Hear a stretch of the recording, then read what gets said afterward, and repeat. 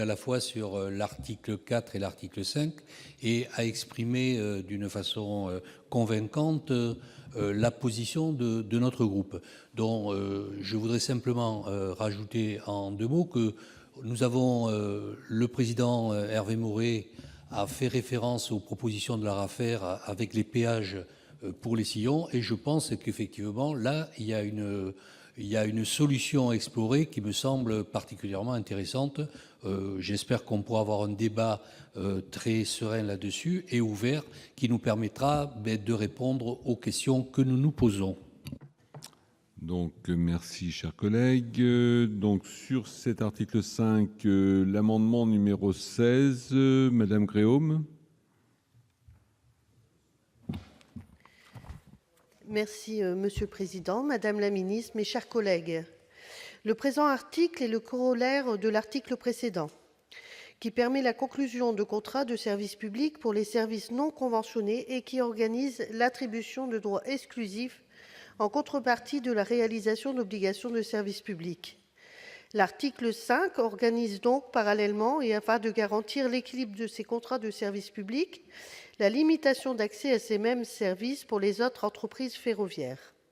Ce dispositif tente de corriger le penchant naturel du marché à l'écrémage. Vous organisez donc une sorte de mix pour prendre en compte les exigences d'aménagement du territoire.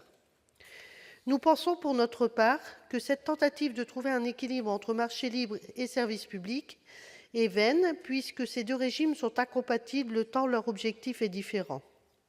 Seule une entreprise publique chargée de missions de service public peut satisfaire des exigences d'aménagement du territoire en mettant en œuvre un principe de péréquation nationale pour garantir en tout point du territoire un service public qui permet le droit à la mobilité de tous. Sans cette implantation nationale, les entreprises n'auront pas les reins assez solides pour faire face à l'exploitation de lignes fortement déficitaires. En outre, sans étude d'impact, nous ne voyons pas très bien les conditions qui seront ainsi créées, quels tronçons seront concernés, quel sera le volume de ces lots, etc. Trop d'incertitudes pour que nous en validions le principe. S'agit-il au fond de revenir à la forme conventionnée pour les TGV ? Ou ces dispositions et les limitations à la concurrence qu'elles induisent seront-elles utilisées avec parcimonie ? Le rapporteur nous a donné des éléments de réponse en commission, puisque l'article 4 a été réécrit pour bien expliciter que l'objectif n'est pas de couvrir l'ensemble du réseau. Nos craintes sont alors confirmées. Si l'ensemble du réseau n'est pas couvert par ces lots, alors nombre de dessertes qui seront jugées non rentables seront désertées. À l'inverse, sur les portions plus compétitives, d'un point de vue financier, l'offre sera renforcée, rendue incohérente et même accentuogène.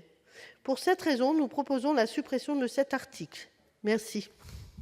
Merci. L'avis de la commission, Monsieur Longeau. Avis défavorable par cohérence.